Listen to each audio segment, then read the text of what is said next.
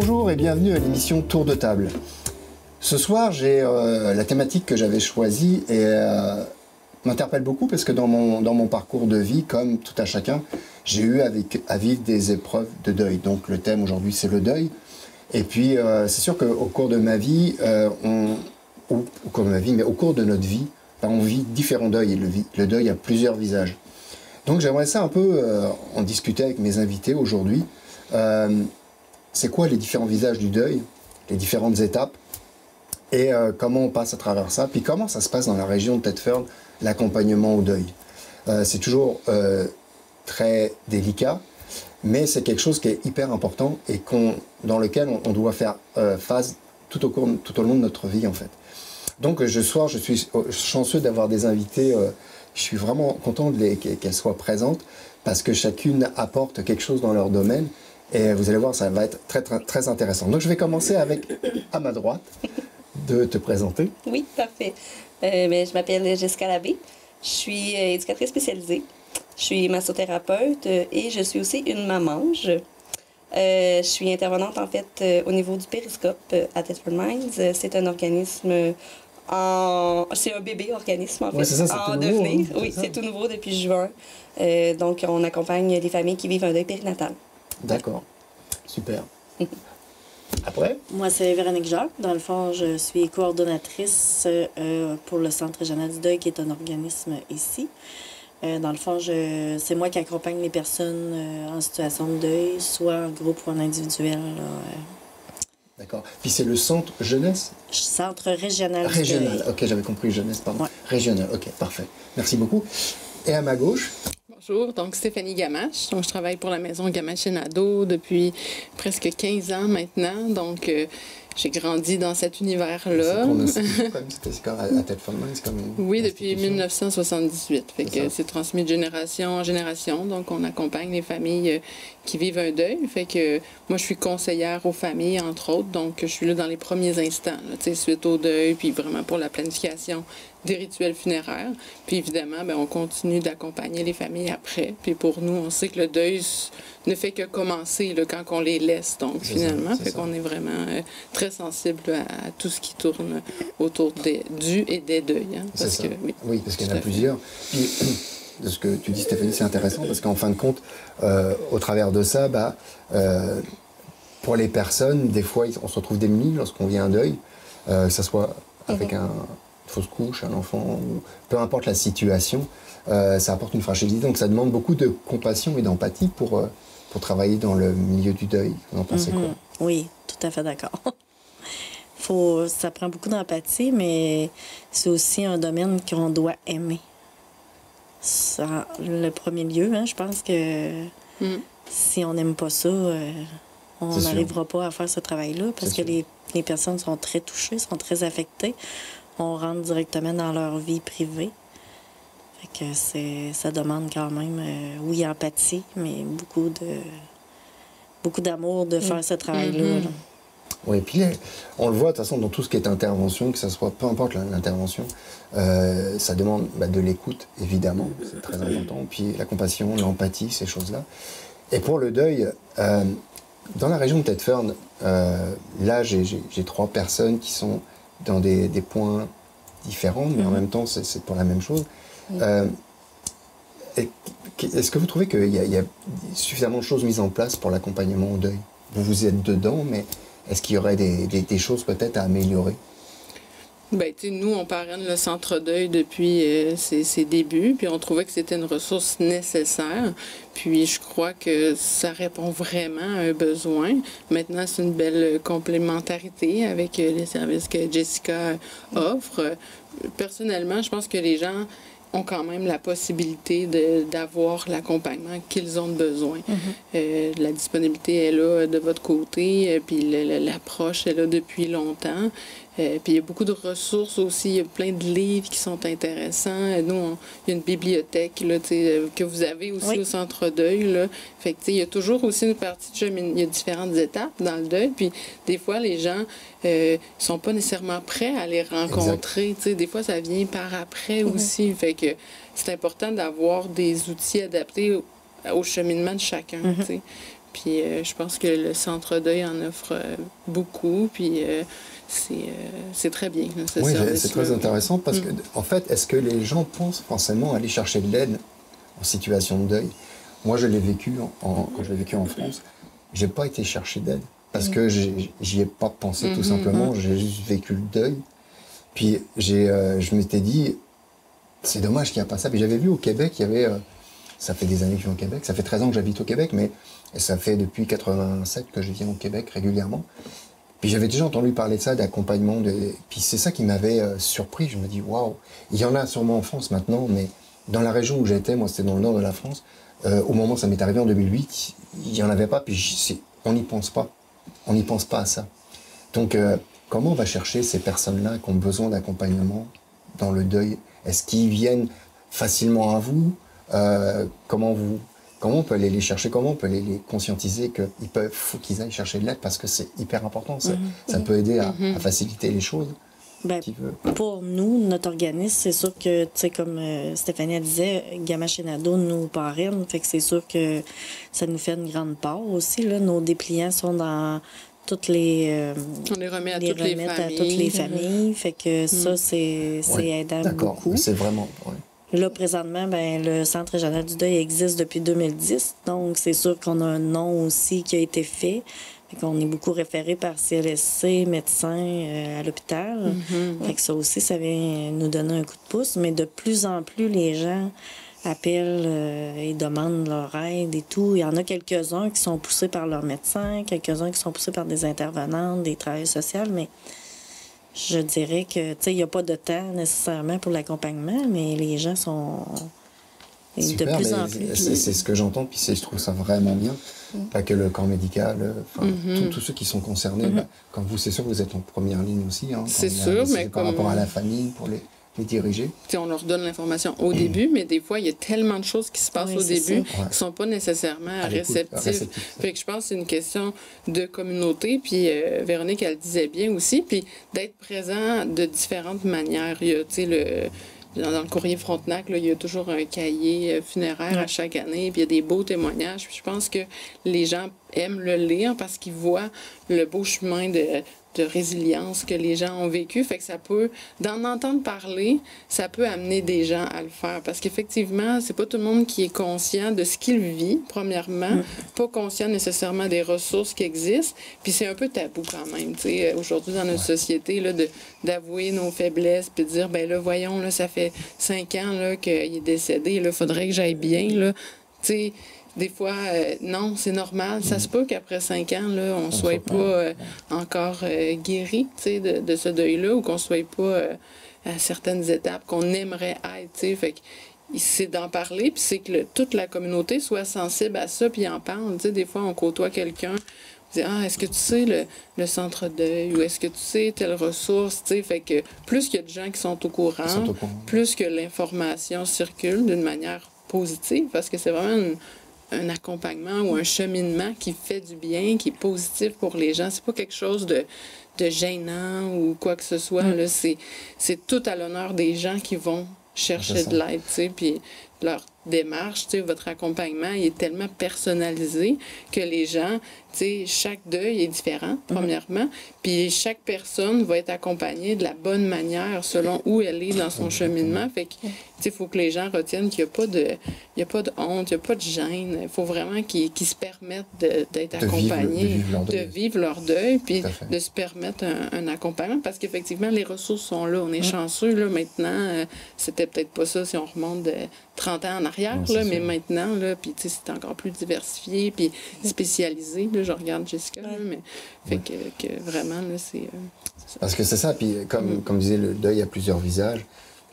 Toi, Jessica, dans ton rôle, qu'est-ce qui t'a amené à créer Périscope et d'aller vers le périnatal? OK. Bien, premièrement, je fais du pouce un peu sur ce que Stéphanie disait. C'est tabou encore, le deuil.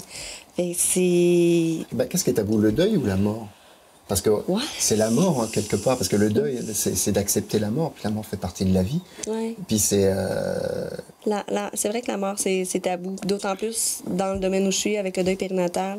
C'est difficile pour une famille de venir cogner à la porte, de venir voir, d'admettre, en fait, qu'ils ont vécu une perte parce qu'ils n'ont pas, de C'est un peu un deuil invisible. Ouais. Oui, tout à fait. Bah, Ouais, tu m'enlèves je les pense mots que de pour la la bouche. maman, c'est pas forcément un deuil invisible parce qu'elle l'a ressenti dans son corps.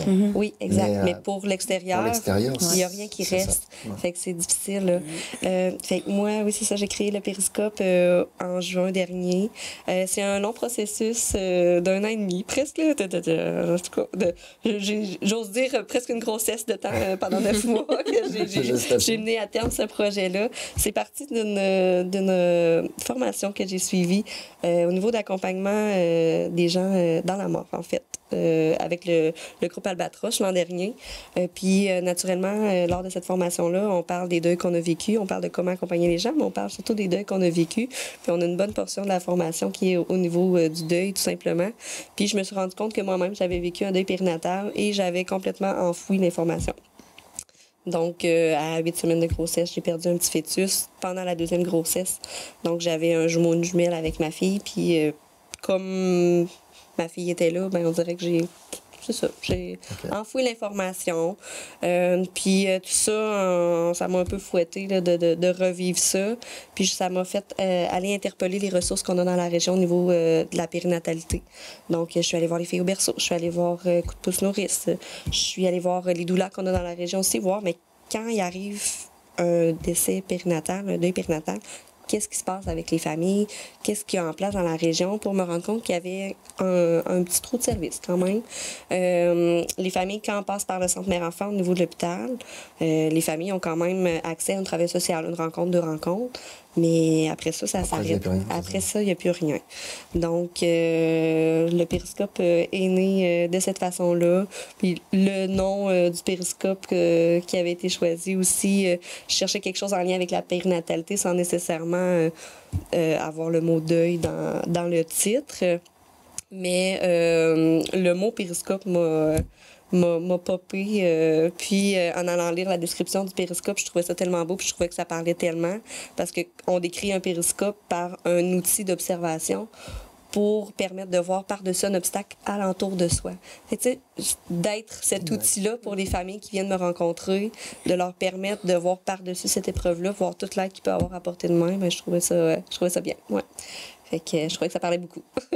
C'est ça, puis c'est tellement important, parce que c'est quelque chose qui est peut-être occulté vraiment, parce que j'imagine pour les petits nourrissons, il n'y a pas forcément...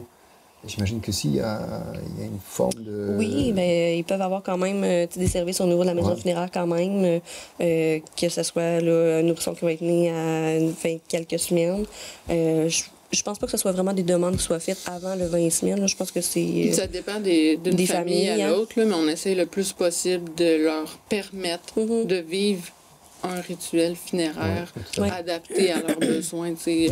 On le dit, là, de prendre le temps dans le deuil, là, puis dans le décès, puis tout ça, de s'arrêter, prendre le temps. Fait que les rituels funéraires, ben, sont là un petit peu pour ça. Fait que de prendre un temps d'arrêt, puis de signifier cette vie, qu'elle soit si courte, c'est une vie quand même qui existait. Puis il y a déjà des liens, tu sais, le deuil est relatif aux liens qu'on a avec les personnes. Fait qu'il y a un lien clairement entre la maman, son bébé, ou entre les gens de la famille autour. Puis fait que ça fait du bien. Les rituels funéraires, ça fait du bien. C'est des choses qui existent depuis toujours. Puis des fois, c'est ce que les gens ont peut-être tendance à essayer de contourner. Puis je pense que ça, c'est pas nécessairement facilitant au niveau du deuil. Oui, parce qu'il y a un côté peut-être derrière ça, excuse-moi, mais tu vas peut-être me corriger, mais il y a un côté, on a peut-être qui voient ça trop sombre, trop négatif, alors que c'est pas du tout ça en fait. Ben, L'ayant vécu,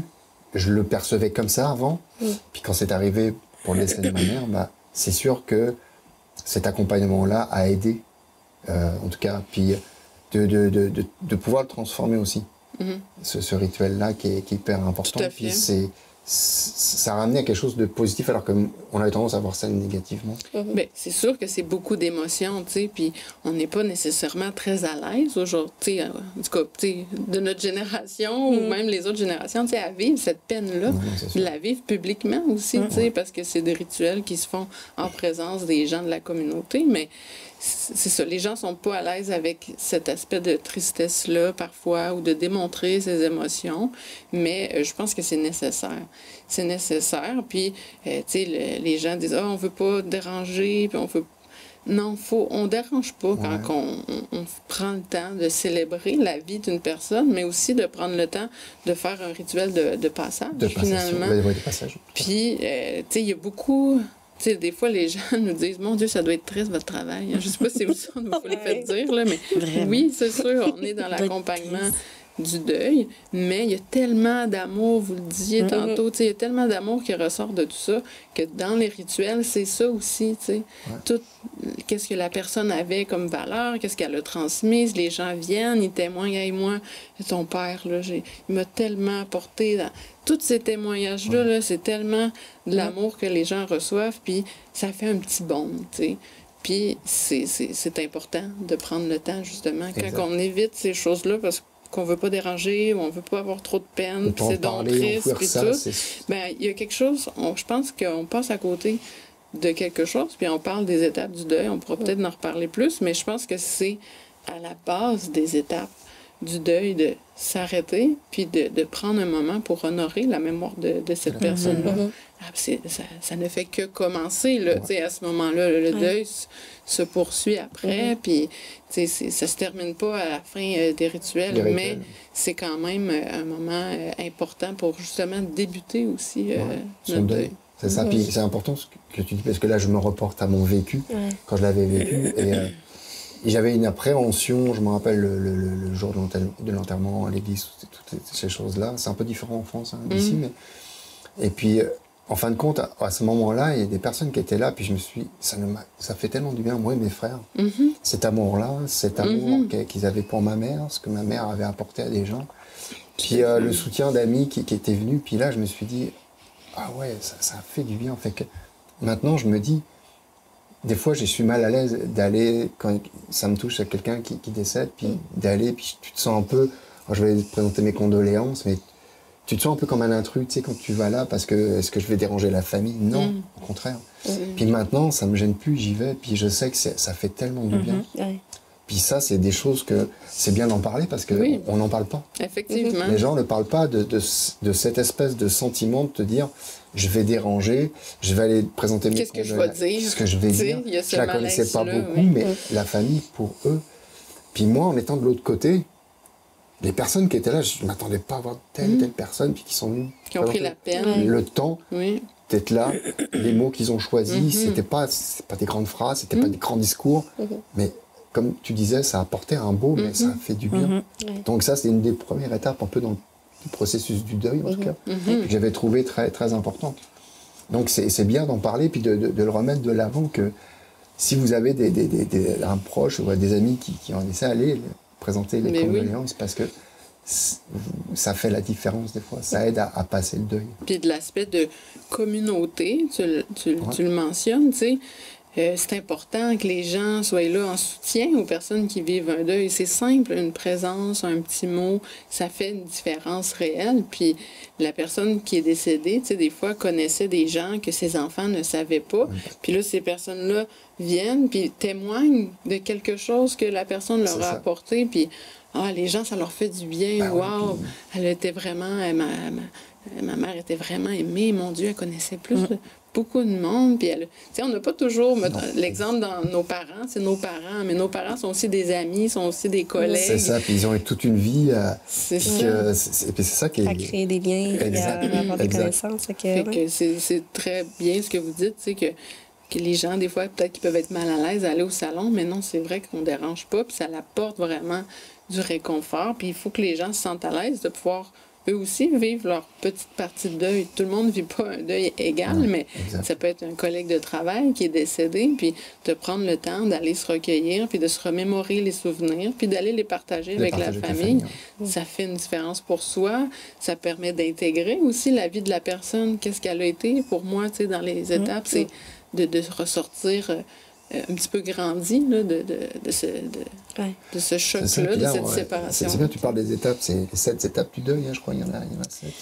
Oui, nous, on a notre démarche personnalisée là, qui a été montrée.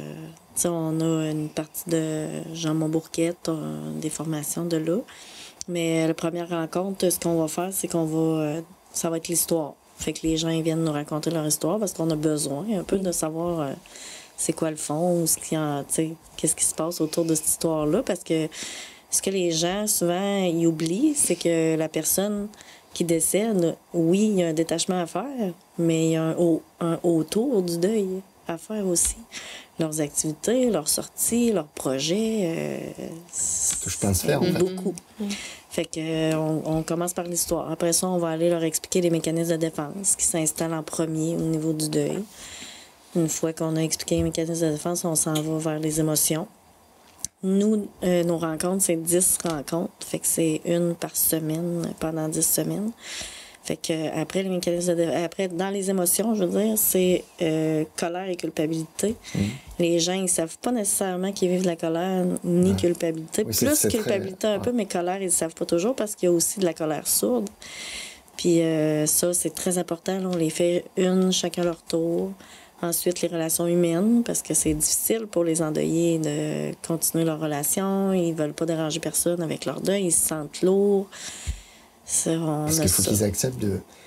Alors, on parlait d'accepter d'accepter de pleurer, parce que ça, c'est surtout quand on est un homme, c'est l'éducation qui nous a amené à l'homme est fort, et si tu pleures pas, mais non, il faut pleurer, il faut accepter cette fragilité. Mais leur univers est viré à l'envers, hein, fait que on dirait qu'ils savent plus comment... Quand on arrive à l'accepter, on passe les étapes après. C'est ça. Il y a le côté du déni, il y a tout ce qui vient derrière après. C'est ça. Fait que, ça, comme le déni, c'est dans les mécanismes de défense. Fait que c'est expliqué à ce moment-là. Ensuite, on va expliquer aussi les choses non finies. Parce qu'ils ont beaucoup de choses autour de leur deuil. Ensuite, on a aussi le pardon. Parce qu'il ne faut pas oublier on vit un abandon quand on vit un décès. Hein, c'est pas un abandon voulu, mais volontaire nécessairement, mais sauf dans le suicide, mettons, mais c'est un abandon pareil. Fait qu'ils ont des pardons à faire, autant pour eux que la personne. Ensuite, ils ont le laisser partir. Ça, c'est une grosse étape aussi. Puis à la fin, la dernière rencontre, c'est récupération de l'héritage spirituel. Parce que tout le monde qu'on rencontre dans notre vie, il nous apporte quelque chose. Exactement. Fait qu'ils viennent chercher ce qu'ils admiraient chez la personne. Dans le fond, on essaye de leur faire comprendre que ce qu'ils admiraient chez la personne, c'est quelque chose qui porte en eux à quelque part. C'est une graine qui a été plantée puis qui va grandir. Fait que la dernière rencontre, là, c'est important. On les amène à ce côté-là. Parce que dans le fond, le deuil, c'est de faire revivre la personne à l'intérieur de nous. C'est ça, d'une façon différente. C'est très important. J'espère que les téléspectateurs vont bien le comprendre. Puis oui, parce que tu l'expliques bien. Puis ayant passé toutes ces étapes-là d'une autre manière, moi, disons, peut-être pas accompagné, ça aurait été mieux peut-être accompagné, mais tout ce que tu as nommé, j'étais capable de faire le flashback sur ce que j'ai vécu. Puis après d'accepter pardonner, que moi, j'en voulais à ma mère, qu'elle ne s'est pas battue contre son cancer. Ouais. Puis en fait, c'était son choix. Donc d'accepter ça, cette-là, la pardonner, mais c'est pardonner parce qu'on veut pas perdre la personne qui nous est chère. On pense que c'est à vitam aeternam, mais non, on est de passage sur cette planète. Puis c'est ce qui est beau aussi là-dedans. Donc, puis d'amener la personne à aller plus loin, puis de le transformer, cette douleur-là. Donc c'est sûr que quand on fait les rencontres, ça a bien beau être 10 rencontres, mais la personne ne part pas de cette session-là avec un deuil terminé, mais ils partent avec des outils. Parce que, tu sais, il n'y a pas de temps à ça, un deuil. C'est propre à chacun. On ne peut pas mettre, c'est ça, exactement. Fait que, mais au moins, ils sont outillés, puis on est toujours présent. Tu sais, on leur dit, là, tu sais, je peux pas toutes les appeler à toutes les semaines pour voir comment ils vont, mais gênez-vous pas, là, si vous vous gênez, c'est vous les pires, là, on est là pour ça. Vous accompagner. Oui, puis c'est une démarche vraiment intrinsèque, quelque part, pour la personne. parce que sinon, peut-être d'aller la chercher. Puis je pense pas que c'est ce que vous faites non plus. Vous leur proposez les pistes qu'il peut y avoir d'aide, mais il faut que la personne fasse la démarche pour que ça soit payant. En tout cas, puis Oui, parce que même on a des fois des appels de des gens autour de la personne qui a plus de difficultés. Puis, c'est intéressant. Donc, c'est ça, vous les contactez à ce moment-là? Non. Non. C'est souvent, il va y avoir, mettons, soit un fils, un frère, peu importe, là, qui vont nous téléphoner pour avoir de l'information, comment ça fonctionne et tout. Et là, moi, je le nomme tout le temps. Là. C'est très important que la personne soit prête. Ouais. Tu sais, j'ai eu un téléphone cette semaine pour une dame pour me déplacer à résidence. Fait que là, j'ai dit, c'est important qu'elle veuille me voir parce que là, il me parlait de comment elle était. J'ai dit, c'est important qu'elle soit d'accord que j'aille la voir. Parce que si je vais là puis qu'elle veut pas me voir, non, ça va pas être... pas grand-chose. C'est ça. Puis ça risque peut-être de la rebuter. Peut-être aussi, oui. Agressée. Oui. C'est parce que c'est une étape aussi, ça, de faire la démarche. Oui, bien c'est ça. Ouais, c'est parti. Puis par rapport à la pérennité, c'est le processus est le même de toute façon. Le processus est le même qu'un processus de deuil. De mon côté, je me sens dire raccourcir les étapes. J'y vais beaucoup avec 3 étapes qui vont englober quand même les 7 étapes que vous utilisez au centre du deuil. Mais souvent, les parents vont arriver puis c'est l'incompréhension, c'est la colère, c'est le... Fait on est resté de base dans nos étapes du processus. Mais tu sais, souvent, c'est ça, la première étape, nous, on va parler plus du chaos, en fait, du vide qui s'installe. Puis on va parler ensuite de désorganisation et de réorganisation plus tard dans le processus. Puis comme je reçois des familles qui vont avoir perdu un enfant, que ce soit tout récemment, ou j'ai fait un suivi avec une famille que ça faisait 2 ans, puis ils se rendaient compte que c'était pas réglé. Fait qu'on les prend où ils sont dans leur processus, puis on les accompagne du mieux qu'on peut selon leurs besoins. Mais c'est ça, c'est le même processus quand même. C'est un processus de deuil. Puis dans le deuil, on dit toujours aussi en intervention qu'on écoute 2 fois plus qu'on parle. Fait qu'on prend la personne où elle est. Puis, ça, c'est très important de prendre la personne où elle est, où elle est rendue, puis où elle est prête à se livrer aussi. Parce que sinon, comme tu dis, la personne va se braquer après ça, puis on n'aura plus de nouvelles, on n'aura plus de suivi. Fait qu'il faut que la personne, soit volontaire, il faut qu'elle soit prête à faire les démarches, mais il faut suivre son rythme aussi, puis accepter son rythme en tant qu'intervenant. Ouais. Ça, c'est hyper important. Puis là, je vais revenir à Stéphanie, en lien avec tout ce que vous offrez, en fait, quand une personne décède, déjà préparer la personne, s'occuper de la personne pour ses derniers instants, en fait. Puis tout ce qui va autour, moi j'aimerais comprendre un petit peu, peut-être pour ceux qui n'ont pas vécu de deuil, comprendre un peu le processus. Qu'est-ce qui est mis en place en fait? Pour les rituels funéraires, pour les rituels. pour les parce que aider après, des fois, leur deuil. Il y a différentes religions, il y a la religion qui rentre en ligne de compte là-dedans.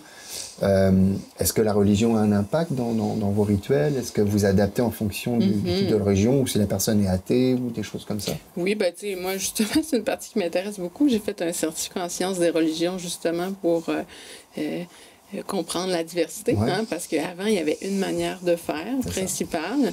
Puis maintenant, il y a une panoplie de manières de faire. Puis c'est merveilleux dans un sens parce que ça donne une liberté de créer des choses qui font du sens. Puis comme je dis, des fois, il y a toujours les volontés de la personne qui est décédée, qui sont très importantes à respecter, mais il y a aussi les besoins de ceux qui restent. Puis ça, là, c'est vraiment un élément... Ça répond peut-être pas tout de suite à ta question, mais je vais y revenir. Non, en tout cas, c'est intéressant ce que tu dis. Mais c'est très important. Puis c'est très important qu'individuellement, les gens pensent à ça aussi quand ils expriment leur volonté. Parce que, tu sais, c'est ceux qui restent, finalement, qui vivent avec ces aspects-là. Puis, des fois, on pense bien faire en disant, regarde, vous ne compliquerez pas la vie, faites rien, puis moi, je veux rien. Mais après, les gens, eux, ils ont des besoins en tant qu'endeuillés, mais ils ont aussi le souhait très profond de respecter les volontés de la personne. Fait qu'ils se retrouvent un petit peu pris entre l'arbre et l'écorce, mais comme quand on rencontre les familles, on leur explique ça. T'sais, oui, c'est vraiment important de respecter les volontés de la personne, mais il faut aussi respecter vos besoins à vous. Fait que c'est vraiment de créer un pont entre ça. Donc, évidemment, on questionne toujours c'était quoi les volontés de la personne, quel genre de personne elle était, ses croyances. Donc, ça, c'est sûr que ça a un lien direct avec le rituel qui peut être choisi. Puis c'est ça, maintenant, il y a plusieurs possibilités. Évidemment, les funérailles à l'église, c'est toujours de mise, c'est toujours possible. Et ensuite, il y a des cérémonies aussi plutôt du type liturgie, qui sont quand même à caractère religieux catholique, mais qui ne se passent pas nécessairement à l'église. Donc, il y a peut-être une partie qui est moins protocolaire par rapport au rite funéraire catholique, mais qui intègre quand même des éléments de la foi catholique. La foi catholique. C'est quand même une bonne partie de notre culture.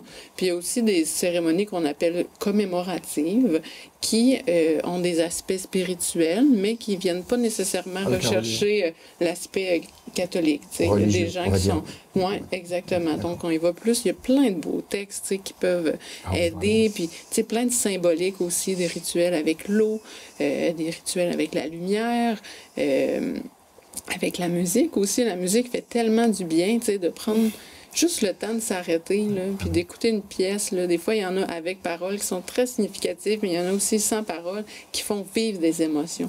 L'important, là, c'est d'avoir des moments pour vivre ces émotions, puis se rappeler effectivement ce que la personne était, ce qu'elle a été pour nous, puis ce qu'elle nous laisse. Là, vous le disiez tantôt, là, puis... moi, la symbolique de l'arbre me parle beaucoup, là, aussi. Justement, un arbre avec ses racines, la famille qui est bien ancrée dans sa communauté, puis les fruits que l'arbre porte, puis les saisons aussi de la vie. On voit... fait que ça, c'est... Bref, il y a plusieurs possibilités, même si on ne va pas dans le côté religieux, parce qu'il y a des gens pour qui ça ne fait pas écho, c'est correct, mais il y a d'autres alternatives. C'est peut-être ça que les gens ne sont pas habitués. Avant, c'était une manière de faire qui peut-être convenait pas à tout le monde, puis les gens se sont retournés à l'extrême opposé avec « ben moi je veux pas ça, je ferai rien ». Mais il y a vraiment un entre-deux, puis ça fait du bien. C'est important que tu le nommes parce qu'en fin de compte, il y a peut-être des gens qui l'occultent, ça. Moi, j'ai eu la chance en France, c'est que ma mère était protestante, mais l'Église catholique nous a permis de pouvoir faire la cérémonie dans l'église qu'il y avait à Long, une église catholique, une vieille église. Puis on nous a permis de faire notre... Fait que ça, j'avais trouvé ça, waouh, c'est en 2008. Ça avait été... Mais ce que souvent, c'est ça, c'est le côté religieux très rigide qui peut faire peur ou qui peut angoisser dans le processus de deuil, de se dire, la personne est partie, puis parce que des fois, il y en a qui partent, c'est tellement brut qu'ils ne s'avaient pas préparé, pas parler de leur dernière volonté. Ça doit être... Vous en avez aussi des personnes comme ça qui se retrouvent... Là, la personne est partie, mais c'était quoi ses volontés? On ne sait pas. Effectivement, ça l'arrive. Généralement, les gens ont quand même glissé un petit mot. Là, ce qui s'y arrive plus souvent, c'est que les gens disent « je voulais choisir » ou « je veux rien ». Que les gens n'ont aucune idée de ce que la personne voulait, c'est plutôt rare parce que les gens connaissent quand même la personne. On questionne un petit peu au niveau des croyances. Fait que, ça vient définir quand même un petit peu les volontés. Là, mais souvent, là, ce qu'on voit plus, c'est je veux pas vous déranger, là, faites rien. Là, puis ça, c'est vraiment pas l'idéal quand on parle du deuil. Là, puis les gens sont très réceptifs à ça quand on les rencontre puis qu'ils disent ben moi, ils voulaient rien. T'sais. OK, ben, rien, ça veut pas dire rien. Rien du tout. Rien, ça veut dire, ah, non, pas ça, pas ça. Fait qu'on prend le temps de valider ça avec eux. Qu'est-ce qu'ils voulaient pas? OK, parfait. Mais est-ce que ça, vous pensez que ça ferait du sens? Est-ce qu'on respecte ses volontés? Puis est-ce que ça vous ferait du bien à vous? T'sais? Fait que c'est vraiment cette approche-là qu'on a, parce qu'en tant que professionnel en rituel funéraire, c'est ce qu'on est finalement, c'est de les conseiller puis de les accompagner, parce que les gens, des fois, ils arrivent, puis oui, ils sont au dépourvu par rapport au choc, au départ qu'ils vivent, mais aussi parce qu'ils n'ont jamais vécu ça.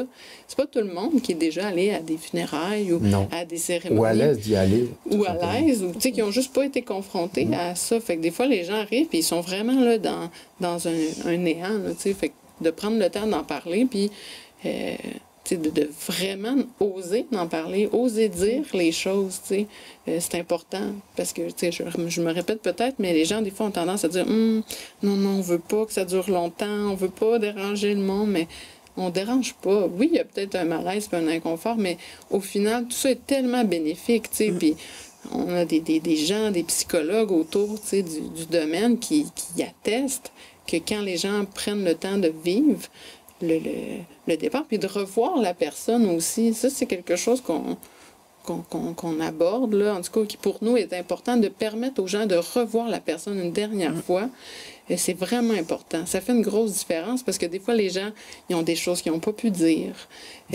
Ils ont besoin de revoir la personne apaisée, sereine. Ça, c'est le travail des thanatologues, de redonner ce dernier aspect reposé, sérénité, puis tout ça. Fait qu'on travaille vraiment dans le sens de permettre aux gens, puis encore là, en respectant les volontés. Des fois, les gens disent hey, « moi, je veux pas être exposé, là.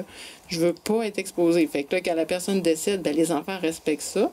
On le respecte aussi, mais on leur propose un rituel privé où là, les gens proches de la famille, enfants, frères, sœurs, peuvent revenir voir la personne juste privément, pas publiquement, mais au moins là... Ça avait été privé. Puis ça, c'est important. Les gens, quand ils viennent, des fois, sont comme réticents à ça. On leur propose, des fois, ils disent « Ah oui, ça pourrait nous faire du bien. » Puis ils repartent, puis ils sont comme « Je suis tellement content d'avoir pu la revoir dans toute sa dignité, reposer, puis d'avoir pu avoir un contact aussi. » Tu sais, la mort, là, c'est quelque chose que notre cerveau, il n'est pas très capable de penser à la mort. Puis c'est une bonne chose, là, parce que de notre vivant, si on passerait à tous les jours à ça, là, ça serait un peu difficile, peut-être. Ça serait pesant un peu. Mais il faut qu'elle fasse partie, elle fait partie de la vie. Donc c'est de l'accepter. C'est pour ça qu'il y a une phase d'acceptation, d'accepter que la mort, il y a un début, il y a une fin. Peu importe comment elle va arriver cette fin, on n'a pas le contrôle là-dessus, on ne peut pas le savoir. Mais elle va arriver. Puis c'est sûr, quand ça arrive à une personne proche, ben, des fois c'est abrupt et puis là c'est injuste. Puis il y a des fois, la personne était dans la souffrance. Donc, à la manière, c'était une souffrance, fait que c'était une libération, à la limite, la mort. Donc, il y a une manière de différentes facettes pour l'accepter, puis faire son deuil au travers de ça. Puis de constater physiquement le décès. Tu sais, parce que, par exemple, quelqu'un décède, puis, exemple, une crémation, il n'y a pas d'exposition. Notre cerveau, là, il saisit pas cette réalité-là de l'absence physique, du choc du départ. Fait que de revoir physiquement, de constater, puis je donne l'exemple, j'ai eu un petit garçon là, dans les dernières années, puis il était dans mon ventre, OK? Je savais que j'avais un bébé dans mon ventre, mais tant que je l'ai pas vu, c'était pas une réalité concrète. C'était abstrait. Ben, c'est la même chose avec la mort. On sait que la personne est décédée, on l'a vu à l'hôpital, malade. Mais tant qu'on n'a pas constaté physiquement la réalité du décès, il y a comme quelque chose dans notre cerveau qui se fait pas. Puis il y a des gens que, justement, leur deuil est beaucoup plus difficile parce qu'ils n'ont pas pu vivre cette acceptation-là, tu sais, de constater physiquement le décès. C'est dur, on ne se le cachera pas, mais c'est essentiel. Ça. Mais justement, par rapport à ça, ben là, je vais rebondir un petit peu du côté de Jessica parce que c'est intéressant ce que tu dis. Parce que, tu sais, c'est pareil pour... disons, un décès périnatal, peut-être la maman, oui, va avoir vu le bébé à la limite, mais je veux dire, c'est dur là, parce que ça reste abstrait aussi. C'est pour ça, là, quand tu en parlais, Stéphanie, je me disais, ça fait un super bon point. Fait que, comment on rebondit là-dessus? Là? Ben, en fait, Stéphanie, tu mentionnais que c'est pas concret. Je veux pas contredire. C'est juste que aussitôt, en tout cas, dans la majorité des cas, aussitôt qu'il y a un test de grossesse, les 2 petites lignes apparaissent. C'est comme, oh, OK, on dirait qu'on le voit déjà rentrer à l'université, on le voit le faire être médecin, on le voit.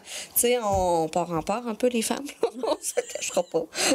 Mais effectivement, que la présence physique n'est pas concrète. Par contre, tous les rêves qu'il y a de porter envers ce fœtus-là sont immenses. Fait que c'est les rêves qu'on perd, c'est l'espoir qui est perdu quand on parle d'un deuil périnatal. C'est ça qui fait mal. C'est ça qui fait mal parce qu'on a un scénario complet sur comment va être l'enfant, puis cette perte-là est encore plus douloureuse, justement. Bien, je ne vais pas dire plus douloureuse. Elle est douloureuse. Toutes les pertes ont leur... oui, c'est ça. Qu'on parle d'un deuil périnatal, qu'on parle de n'importe quel deuil, c'est à ce moment-là la pire chose qui arrive aux proches. C'est la perte. C'est la perte, c'est le pire chose. Fait que, mais c'est ça, c'est plus difficile, ben, sans dire plus difficile d'intervenir, mais c'est ça, faut prendre justement, comme je le mentionnais tantôt, il faut vraiment suivre leur rythme puis aller à leur vitesse. Moi, je dirais oui, c'est plus difficile d'intervenir. Ouais, avec le deuil périnatal? Oui. Ouais. Moi, j'en ai fait quelques-uns. C'est sûr que je préfère d'accompagner les personnes avec un deuil physique, je vais dire concret, au sens que les femmes n'ont pas nécessairement vu non plus leur petit bébé. Oui, on a notre connexion quand on sait qu'on porte l'enfant, mais ils n'ont pas nécessairement vu ou entendu le cœur battre ou peu importe. Fait que c'est... Il n'y a pas d'image. On tombe concret, dans le gros concret, on tombe quand on l'a dans les bras, puis qu'il va bien, puis on comprend c'est quoi être maman à ce moment-là, vraiment. Même pour un homme, ça doit être, on comprend ce que c'est d'être père à ce moment-là, quand il y a vraiment... Mais sinon, on a c'est ça. Mais moi, je l'ai vécu, le deuil périnatal, pour ma part à moi. J'en ai perdu un. Et accompagner le deuil périnatal, je trouvais ça tellement plus difficile là, que...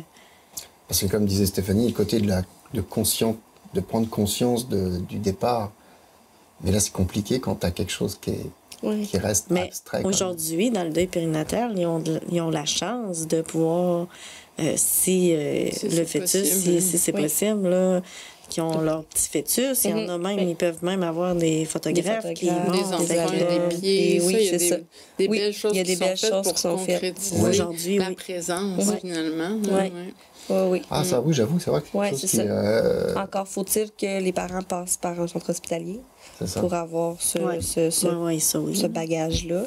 Dans le cas des fausses couches, c'est malheureusement impossible. C'est impossible, c'est ça. Impossible. Fait que c'est plus difficile de faire son deuil quand on n'a pas eu contact nécessairement avec le fœtus. Là. Puis, est-ce que ça arrive, là, par exemple, un deuil périnatal, disons que la personne vienne te voir, là, peut-être dans l'historique, c'est pas encore, mais donc une personne vit pas son deuil périnatal, mais au bout de quelques années, ça revient. Oui. Puis qu'à ce moment-là, elle vient. Est-ce que c'est déjà arrivé? C'est arrivé, c'est ça. Ben, j'ai une famille qui est venue, que ça faisait 2 ans. OK. Puis j'ai une grand-maman aussi que j'ai... accompagnée, en fait. J'en ai fait quelques contacts téléphoniques pour... elle avait besoin d'appui, mais c'est ça, ça faisait quand même 7 ans là, que sa fille avait perdu son enfant, puis ça l'avait touchée particulièrement parce qu'elle, dans le temps, elle avait vécu un. Mais donc, là, dans le temps qu'elle, la grand-mère, écoute, il n'y avait pas rien qui se faisait. Là, on n'en parlait pas du deuil périnatal là, dans les années 60. Là. Fait que 50-60, c'est ça qui remet la pertinence de oui, tout à fait, du sujet. Ouais. Parce que c'est pas une notion de temps. Des fois, on parle de deuil, mais le deuil, c'est pas tout de suite après la mort. Le deuil, il perdure dans le temps. Ouais. Puis des fois, on l'occulte, on l'enfouit, mais il remonte toujours à la surface. Oui. Puis à un moment donné, des fois, je sais que ça peut venir plusieurs années après. Oui, c'est ça. Ben, moi-même, tu sais, quand je me suis rendu compte que j'ai constaté que j'avais vécu un deuil périnatal, et écoute, ma cocotte avait 3 ans et demi. Fait que ça faisait pratiquement 4 ans que j'avais perdu mon fœtus, puis j'en avais pas parlé. Ouais, c'est ça. C'est ça. Fait que oui, ça peut arriver. Puis j'ai envie d'ouvrir la porte, en fait, aux gens, justement, parce que souvent, les gens vont dire « Ah, mais là, tu sais, comment ça que j'ai encore ça? » C'est un peu comme tu disais tantôt au début, Stéphanie. Tu sais, comment ça que j'ai encore de la peine? Comment ça que ça me fouette encore? Ou que ça vient me chercher encore, mais après autant d'années? Mais justement, quand on n'en parle pas, quand on n'ouvre pas la porte, mais oui, malheureusement, ça reste. Ça se stigmatise. Oui, c'est ça. Fait que, les gens vont souvent associer le deuil périnatal à quelqu'un qui vient juste de perdre un enfant mort-né, mais c'est beaucoup plus large que ça. Fait que on accueille tous les types de deuil périnatal. Là, Mais ça c'est vraiment intéressant. Puis j'espère que les téléspectateurs vont en prendre conscience aussi. C'est que peut-être qu'il y en a parmi vous qui nous regardez qui peut-être avaient occulté un peu ça dans votre vie, mais faut le régler. Faut l'affronter, l'accepter, puis laisser la personne aller dans la lumière, peu importe vos croyances. Puisque sinon, vous êtes... vous mettez vos propres barrières, en fait. Puis ça, tu dois le voir, toi, Véronique, dans ton accompagnement. Plusieurs aspects, par exemple. Là, comme Stéphanie a nommé tantôt, de voir la personne, de constater le décès. Ça paraît beaucoup, ceux qui n'ont pas pu voir la personne décédée. Même moi, pour l'avoir vécu de temps en temps, là, aller dans un salon funéraire où c'est l'urne qui est là, c'est pas pareil. C'est plus froid, il manque quelque chose. Pour ça, là justement, tout à l'heure, justement, quand Stéphanie en parlait, mais tu l'avais mis de côté, puis là, tu le ressors, le fait. Ça, après, c'est le choix de la personne dans sa décision, soit d'être exposé, soit d'être, disons, incinéré. Mais reste qu'il y a... De ce que je comprends, si la personne est incinérée, ça va être dur, à la limite, pour les proches de faire le deuil. Parce que moi, j'ai été voir ma mère, je l'ai vue, puis ça a permis, j'ai été l'embrasser. Pour mes grands-parents, c'était la même chose. C'était hyper important, tu sens le corps est froid, mais tu peux dire au revoir une dernière fois, puis tu as concrétisé le décès. Oui. Ouais. Puis là, c'est marrant parce que quand vous en parlez, je me dis, eh oui, si j'avais pas eu ça, moi, mon deuil aurait été tellement plus difficile. Puis je veux dire, peut-être que c'est une guerre, des fois, peut-être ils vont pas y penser, mais c'est un choix. Oui, je comprends après le choix, est-ce que si on veut être enterré ou incinéré. Mais là, c'est quand même quelque chose qui est important de concrétiser, de conscientiser aussi le dire. Parce que quand ça se passe que c'est dans une urne, bah, tu vois une urne, mais il y a des photos, la personne n'est plus là, mais elle est plus là, mais tu ne l'as pas vue. Disons. Puis il faut normaliser aussi la diversité des deuils. T'sais. Il y a des gens qui vont très bien vivre avec le fait que ce soit une urne, puis tout ça, mais c'est pas le cas pour tout le monde. Puis je pense que c'est là qu'il faut respecter tout le monde, dans les choix qu'on fait individuellement. Il faut penser à la diversité des personnes qui entourent la personne, puis on parle de la personne décédée, le traitement qu'on a à l'égard du corps de la personne décédée, c'est pas une dépouille ou un corps inanimé, oui, mais c'est une personne décédée, fait que le traitement, le soin qu'on apporte aux personnes décédées, c'est significatif aussi de ce qu'on est comme société, de prendre soin des fœtus, de prendre soin des mamans qui perdent... Le soin qu'on porte aux individus et aux personnes décédées qui ont toute une histoire, c'est important, je crois, là, dans notre... Ce rôle-là, en plus des thanatologues, c'est quelque chose de... Des thanatologues, par exemple, c'est tellement quelque chose de... hyper important, je trouve. C'est pas tout le monde peut faire ça, hein, mais c'est parce que c'est à redonner dignité à la personne. Puis quelque part, ça doit être rassurant aussi pour les proches. Aussi. Puis j'écoutais...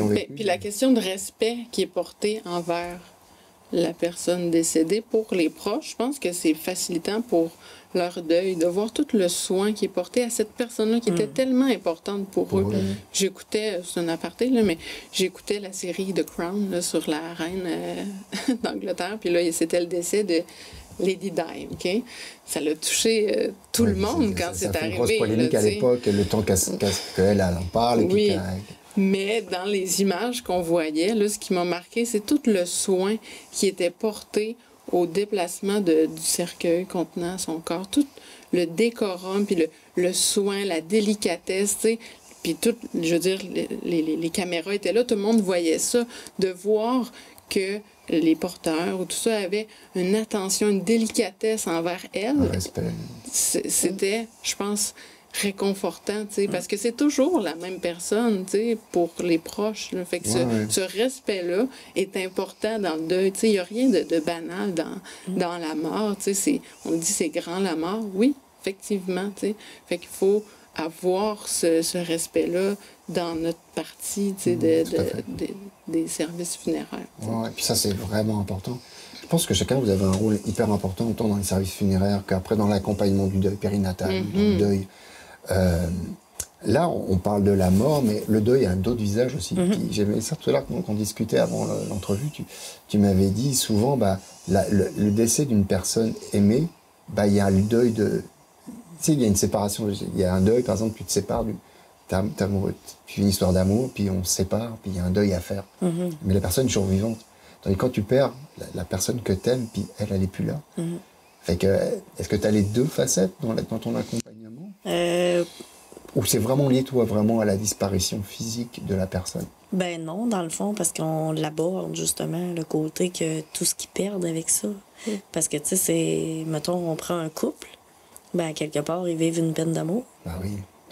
Puis c'est pas une peine d'amour qui peuvent se chicaner parce que la personne, ils se sont séparés, là. C'est une peine d'amour, vraiment... il manque une personne. Fait que s'il y a une grosse coupure à faire, une grosse coupure, je vais donner des exemples des fois concrets qu'on a. Le dimanche, ils allaient toujours souper au restaurant. C'est un deuil qu'ils font parce qu'ils sont plus capables d'aller s'asseoir toute seule au restaurant. Là. Les souper avec les amis, parce que là, ils se sentent toutes seules d'arriver avec tout le monde qui est en couple. Aller à l'épicerie, peu importe. Là. Fait que, tu sais, ils ont plein de autour de tout ça à faire. Ils étaient supposés de partir en voyage. Tu sais, c'est... Tout ce qu'ils faisaient à deux, puis ça, je l'ai vécu avec mon père. Je l'ai beaucoup accompagné après par la suite, puis ça m'a fait réaliser aussi beaucoup de choses. On le voit pas, mais tout ce que tu nommes là, ils faisaient tout ensemble, mes parents, ça fait 50 ans ils étaient ensemble. Fait que c'est sûr que d'un seul coup, là, il était désarmé par rapport à ça. Il a poursuivi, mais il a trouvé d'autres centres d'intérêt, des choses comme ça, mais il y a toujours le manque de ma maman qui est plus là, qui partageait tout avec lui, les repas, les sorties, tout ce qui va avec dans une vie de couple, en fait. C'est ça. Puis un parent, ça va être différent. C'est tout ce qu'ils ont espéré pour leur enfant. C'est ça. C'est rempli de... On peut diversifier, là, parce que des fois, ils viennent pour une grand-maman, des fois, ils viennent pour un parent, des fois, ils viennent pour un enfant, conjointe. Bien, c'est ça, dans ton organisme, est-ce que... Parce que, tu sais, on parlait de tous les visages du deuil. Quelqu'un qui vit deuil d'un emploi qu'il a perdu, à quel il tenait, ça, est-ce que tu en as aussi dans... Ben oui, j'en ai quelques-uns, mais souvent, ceux qui ont cette perte d'emploi-là, ils vont venir quand ils vont avoir un deuil. La chose qu'il ne faut pas oublier, c'est que quand on vit un deuil, les deuils d'avant, s'ils ne sont pas réglés, ils remontent. On a déjà réglé une madame que son deuil qui remontait le plus, c'était lui de son père. Ça faisait 51 ans. Fait que on n'en a pas de temps à ça. Il n'y a pas de... Puis ça, c'est important. Fait qu'à chaque fois que c'est tassé, ben ça remonte. Ça remonte, oui, c'est sûr. Puis il va y avoir un élément qui va le déclencher, qui va faire qu'il va remonter. Puis peut-être mais des fois, ils ne sont pas conscients. Exactement. Fait que... Puis ça remonte peut-être il y a 50 ans, une autre époque. Maintenant, je pense qu'on prend de plus en plus en considération le deuil. Quand on regarde dans l'histoire du monde, de l'humanité, par exemple, il y a toujours eu un rituel qui est lié à la mort, pour le passage de la vie à la mort, que ce soit les Égyptiens, que ce soit les Grecs, que ce soit les Sumériens, peu importe. Il y a toujours, peu importe la tribu, le peuple, qu'on va dire ils sont évolués ou pas, c'est pas ça, mais il y a toujours un respect, puis une passation entre la vie et la mort. Puis quand on n'accepte pas ça, ça génère des problématiques. Puis là, on est dans une ère moderne où faut pas perdre ça a un sens, ces rituels-là. Qu'est-ce que tu en penses, toi, Oui, c'est sûr. C'est sûr que là... Oui, mais moi, c'est sûr que j'abonde dans ce sens-là. Puis, avant, on voyait les gens s'habiller en noir pendant un certain nombre de temps. Puis, peut-être, apporter... C'est vraiment intéressant ce que tu as apporté, Véronique, mais de normaliser aussi que les personnes endeuillées, ça peut arriver qu'il y ait des journées où ils vont bien. Puis que le lendemain, ça va pas bien. Puis, il faut accepter ça. Le deuil, c'est des montagnes russes. Plus qu'on en parle, plus que c'est important. Puis les gens... je pense qu'on est dans une société où c'est la consommation rapide, les plaisirs, le divertissement, puis tout ça. Fait que, des fois, il y a peut-être moins de place à ça que peut-être avant ou à certaines autres époques. Je ne veux pas dire que c'était parfait avant, là, mais faut prendre le temps. C'est une question de temps. Il n'y a pas de pilule miracle là, pour le deuil et les deuils. Comme tu dis, c'est plusieurs situations, puis de se permettre de le vivre. Puis, on parle de plus en plus du bien-être, de prendre soin de soi. Fait que, je pense qu'il y a beaucoup d'espoir dans le soin ou l'attention qu'on apporte aux individus, à leurs blessures, à leur réalité, à ce qu'ils vivent. Peut-être, je pense qu'on est vers une bonne tangente en tant que société, là, j'ose l'espérer, de prendre soin de nous, de prendre soin de ceux qui nous entourent, puis prendre soin de nos émotions, de ne pas les refouler, puis de prendre le temps de les vivre. Puis aussi de prendre le temps de parler de la mort. Parce que moi, j'en parle avec mon père, à 90 ans, puis il n'arrête pas de nous dire « je ne suis pas éternel, tant que je suis là, c'est une journée à la fois ». Mais c'est parfait en même temps, parce que on ne veut pas que les êtres proches qu'on aime partent, mais d'en parler, ça ne fait pas partir la personne. Et puis il y en a beaucoup qui repoussent ça, faire son testament, il faut le faire. C'est pas quelque chose qui va t'amener la schkoumoun, comme on dit en France, mais justement, c'est préparer, parce que, oui, dans notre vie, on doit préparer notre mort aussi, puis la mort de nos proches. D'en parler, c'est pas le provoquer, c'est juste peut-être de mieux vivre après son deuil par rapport quand ça arrive. Qu'est-ce que vous en pensez de ça? Ben oui, je suis d'accord, là, parce que dans le fond, quand il arrive, premièrement, c'est sûr que il passe par le rituel funéraire.